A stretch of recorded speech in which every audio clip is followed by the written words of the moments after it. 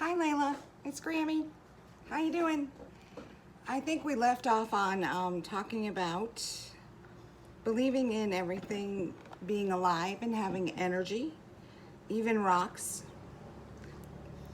And so we were talking about how crystals and stones, when you hold one, you can feel it resonating with you. You really like it.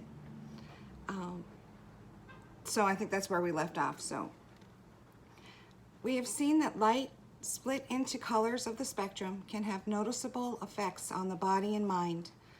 Light is energy. Light projected through crystalline structures can be even more powerful, as used in some lasers, in which rubies or sapphires are used to create highly concentrated beams of light particles. Crystals reflect different colors because of their mineral composition. They attract us because of that color or that shape or their beauty. In this way, it can be said that the mineral kingdom communicates with us. So here we are, how crystal color is used. Over thousands of years of handling, wearing, and use, different crystals and minerals have been associated with particular healing effects. One example is bloodstone. It's a dark green agate flecked with red. The dramatic appearance of those red specks reminded people of blood, so the stone was carried by warriors because it was said to stop blood flowing from wounds. Oh, healing. This could be regarded as mere superstition, but sometimes a powerful belief can bring about real results. And so the darker one right here is what they're talking about. I don't know if you can see it because of the glare. Sorry, Grammy's doing really good today. There we go. Top one was bloodstone. So these days, people's experiences of crystals are very individual. For example, a businesswoman working in a stressful, high-powered job never thought for a moment that something like a crystal could help her to relax.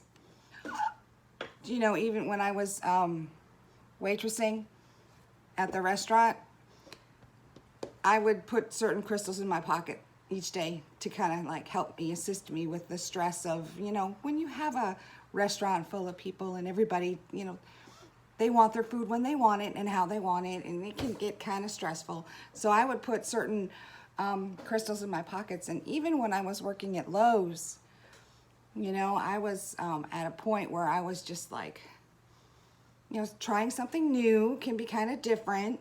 So I would, I had a couple of little statues that I would put in my pocket because they were either, you know, my mother's or a friend of mine or something someone had given me.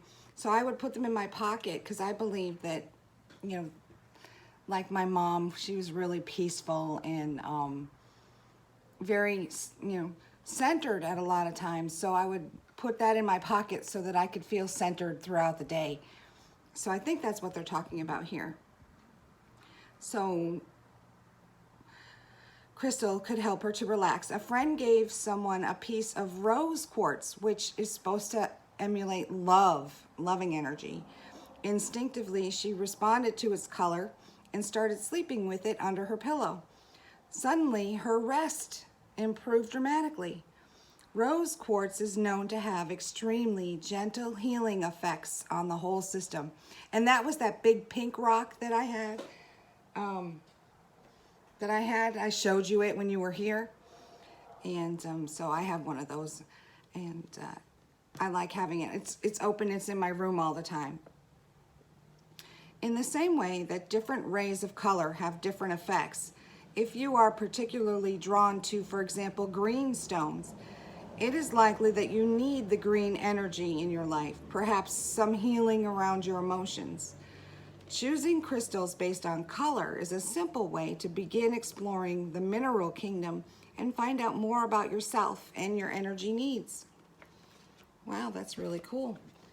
So here we are, we're on the next chapter, the whole, you know, whole new chapter. It's called The World of Crystals. This chapter explores the mineral kingdom of Earth, showing how the planet we live on is in a constant state of change and how the dynamic and powerful creative cycles of the Earth cause crystals to grow inside it. We will also look at different crystalline structures as well as different groups of crystals to find out about the processes that created them. This brings in elements of geology, the study of how the Earth was formed, and mineralogy, the study of elements that make up crystals and precious metals. It is important to recognize that the precious nature, of these rare minerals and treat them with respect. It is easy to forget that the reason they can be obtained is because they have been taken out of the earth, sometimes by direct human intervention. Staying aware of the processes that created crystals in the first place helps us develop a respect for the crystals that you decide to collect. Whether you simply have them in your space, whether you wear them or use them for healing purposes, they are all still gifts of the earth. I like it. The dynamic forces of the earth. Earth is a planet subjected to dynamic forces that constantly change its structure, thanks to the intense heat at its molten core. This heat causes chemical reactions between minerals, and these are natural, inorganic chemical substances, and approximately 2,500 different types exist. The mineral kingdom provides the chemical building blocks for everything on the earth: rocks, plants, animals, and human beings. A changing earth. Scientists believe the earth to be around 4.6 billion years old. It formed when our solar system was born out of clouds of gas and the dust of other stars. Heavy elements such as nickel and iron sank to form the hot core. Lighter minerals, including silicone, and gases such as oxygen, the ingredients of quartz, form a thicker, semi-molten layer called the mantle. Solid minerals float on the surface of the earth and form the rocky crust. As heat from the core of the earth pushes molten minerals upward, cooler rocks sink, melt, and are pushed up to the surface again. Thus, the earth constantly recycles itself. Well, that's really good to know, isn't it? That's really good. Although the earth feels solid, it is in fact made of a thin crust floating on layers of semi-molten and molten minerals. So here is a drawing right here. Can you see it? It gives the description of the different layers of the earth. Okay, that we just talked about. The three main types of rock. I'm probably going to say this wrong. Igneous. It's I-G-N-E-O-U-S. Igneous. Igneous rocks can be formed either underground or above ground.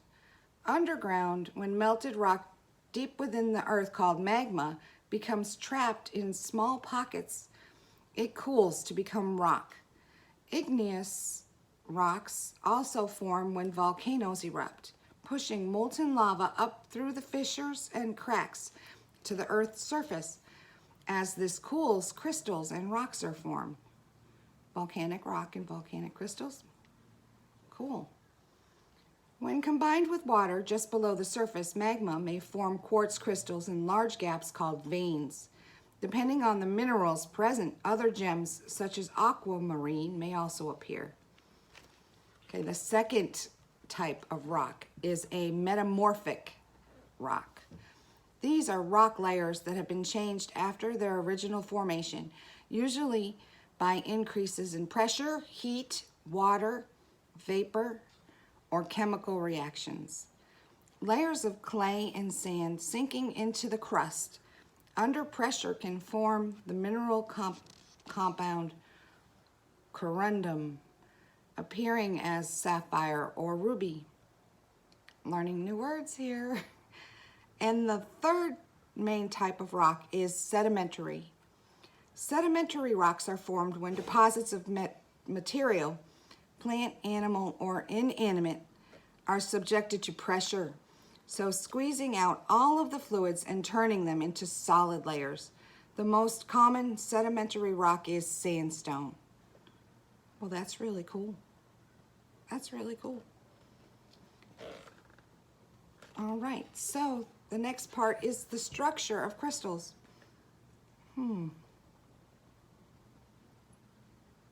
Maybe we should do that another day because it seems pretty lengthy. It's probably a good place for us to stop. But very interesting how the three main types of rocks are formed. One is formed, from melted rock. Metamorphic is formed, there's rock layers that have been changed after their original formation by changes in pressure, heat, water, or chemical reactions. And sedimentary rock, they are formed when deposits of material, plant, animal, or inanimate, are subjected to pressure, and all the fluids or liquids are squeezed out of it, turning them into solid layers, like sandstone. So that's cool. We learned quite a bit today already, huh? Anyway, happy Sunday. I hope you're having a really good weekend. And it's really pretty here today. We have nice, the sun is out. There's blue sky, clouds, bright white clouds. It's a very nice day here, and I hope you have the same where you are. Anyway, big hugs and love. Take care, sweetie. I'll talk to you tomorrow.